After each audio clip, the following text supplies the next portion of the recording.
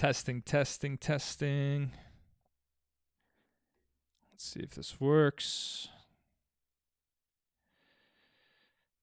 We got to unlock. Got to go public. All right. We are live. Let's see here. Okay. So, happy Friday. Hope you're doing amazing. So today I want to go through a really simple concept. But if you come on, let me know you're on. Also, let me know that you can hear me. I got a new system. I got to make sure that you can hear me. Otherwise, it'll all be for naught. So here's what I want to cover today. What to do if it's not happening fast enough. So what does this mean? That your dreams aren't happening fast enough, that they're not coming to fruition in the way that you would expect, or at least in the timeline that you would expect, right? Putting a lot of pressure on things, and you're like, man, it's just not happening fast enough. Like, why isn't it happening fast enough? Why is it taking so long? Why is it so hard? And today I want to give you some mindsets associated with this that are going to keep you in the game long enough. But not only that, they're make sure that your emotions and your mindsets are going to be put in the right places, that your energy, your limited energy is going to be put in the right places and not wasted. By the way, if you hopped on and you can hear me, just give me a comment, give me an emoji, give me a hell yeah, give me something so I know that you can hear me, and we can go from there. So I'll make sure to post the comments here. So what to do when it's not happening fast enough in your life. So whether that's a business goal, maybe you launch a business, you launch your side hustle, maybe that's a relationship, you've been single for a while, you want to create a powerful relationship, it's not happening, you keep meeting the same people, what the hell is happening? You're doing all of this stuff that people say, right? And you want it now. In fact, you want it now, you want it yesterday so often. And I want to start out actually with a question on this. If you think back to some of the greatest accomplishments of your life, the things that you've created already, did they take longer or less time than you thought that they would? I don't know about you, but for me, most of the things that I've wanted to create took longer than I thought they would. And that's not to say that we should envision things happening fast, but if we create expectations that things are going to happen fast, then we get to a place where we experience what Christine Hassler, who was just on my show, calls an expectation hangover. And that's when we give up, we feel less than, we blame ourselves, we blame others. Maybe we joined a program, that coach is a scammer, et cetera, et cetera. That's what happens. So I'm going to give you 5 ways to make sure that you flip this on its script and don't put yourself in a position where you're putting a lot of pressure on the universe to bring you the results based on your timing. Because guess what? It doesn't actually care about your timing. That's the reality of the deal. It doesn't care about your timing. There are bigger forces at play. Whatever you believe in, there are bigger forces at play that you and I can't see. And so if we put the pressure of our timing, our man-made timing, we're going to give up. But we may not just give up. We may miss out on opportunities along the way that are bigger and bolder because we're so rigid. So number one, if it's not happening fast enough, my coaching business isn't bringing $10,000 a month, my platform doesn't have 1 million subscribers, it is not happening fast enough. Number one, you got to hold on to the vision. You got to hold the vision in your head every single day, but you have to release control of the process. So you got to hold on to the vision every single day. And this is why I laugh. People come home from a seminar, they did a vision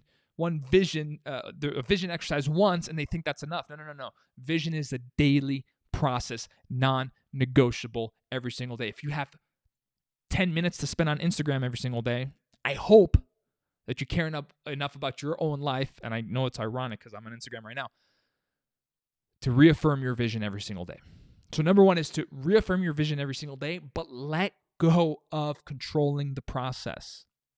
The truth is, you don't want to know what that process is going to look like. If you did, it would be boring and we would miss out on the adventure and passion and zest of this experience that you and I call life. We will miss out on synergistic synchronicity moments that blow our minds, that make us think like, holy, is this really happening to me? So number one, hold on to the vision, hold on to the feelings of that vision, but release control of exactly how it's going to look like. That's number one. Number two is to trust the beautiful ride. So we have to exercise a high degree of trust and faith and resilience when the external conditions have not happened yet. And this is what separates the amateurs from the professionals. Those who create incredible amounts of results and those who stay stuck in spinning their wheels and they launch 5 businesses in a year and nothing works, and then they launch another one and then they give up and they say, that doesn't work for me, the economy, et cetera, et cetera. Right? So we have to trust the beautiful ride. Now, what does this mean, and how can we apply this practically? Trusting the beautiful ride means trusting ourselves through that process. That's the most important part about this game. So number one, hold on to the vision. Release control of the process. Number two is to trust the beautiful ride. Number three is to reframe adversity on your path.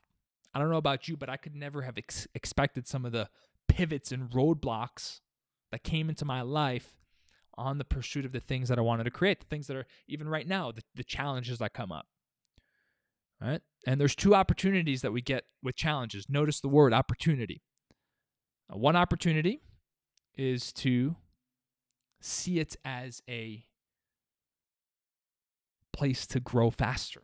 See it as a place to deepen our belief.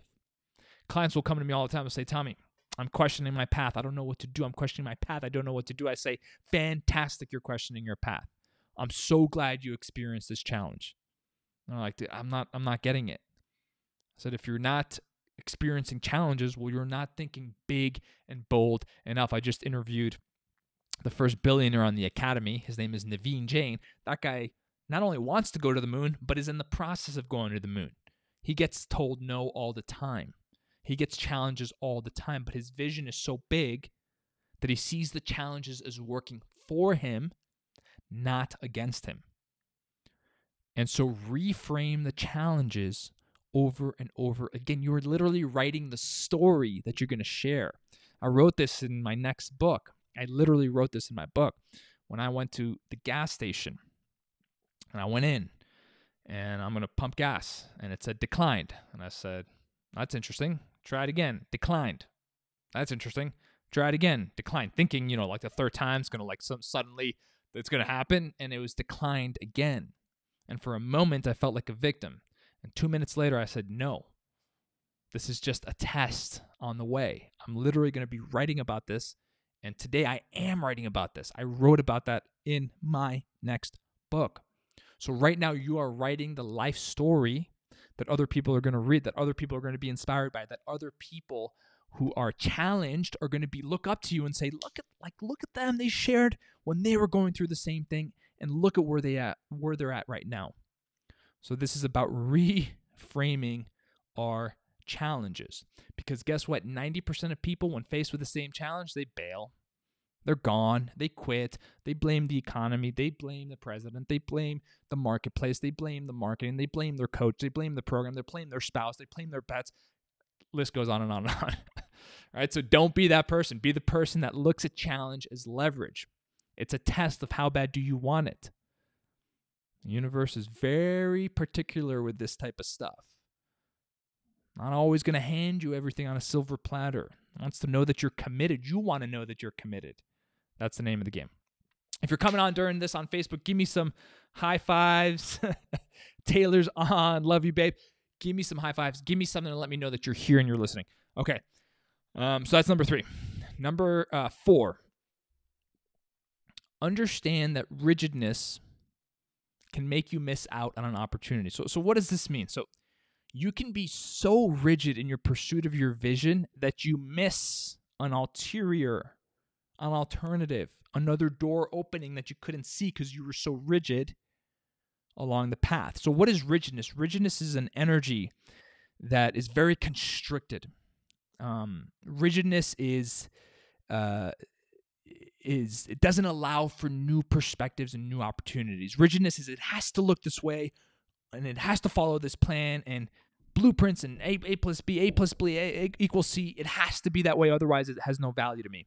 To the men in the audience, you guys, myself, we're really bad with this stuff, right? We love blueprints and bridges and all the steps. We're going to go A, B, C, D, E, all the way to Z and have everything laid out. The problem is the universe doesn't respond to this type of energy. It doesn't respond to this logical, rational, just all the time energy. So rigidness on your vision can actually be a hindrance. So I said in number 1, hold the vision every single day, but release control of the process and the shape, way, or form that it's going to be delivered. Release control of the shape, way, or form that it's going to be delivered. So here's the crazy thing. If you're too rigid, you might get a better version of it to come by, but you miss it. You miss it entirely. Your awareness doesn't even see it, even though it's right in front of you. Rigidness will crush you. So yes, be committed to your vision. Yes, write it down every single day. Yes, put yourself in those feelings. That is all real. That is all powerful. But also allow yourself to take a moment and separate and play and have fun and have creative energy within there. Because when you release control, you get opportunities. Doors will open in places that you didn't even see a door. Oh my God, this door just opened right here. I didn't even know there was a door here. I feel like I just watched a movie where a door opened. I forget which one it was. So like a door just opens out of nowhere, right? You just didn't see it. So that's number 4. And then number 5 is play the long game. You know, I talk to people all the time. They say, Tommy, if this doesn't work out in 6 weeks, I'm done. And I'm like, well, this shit ain't your purpose. Sorry to tell you the truth.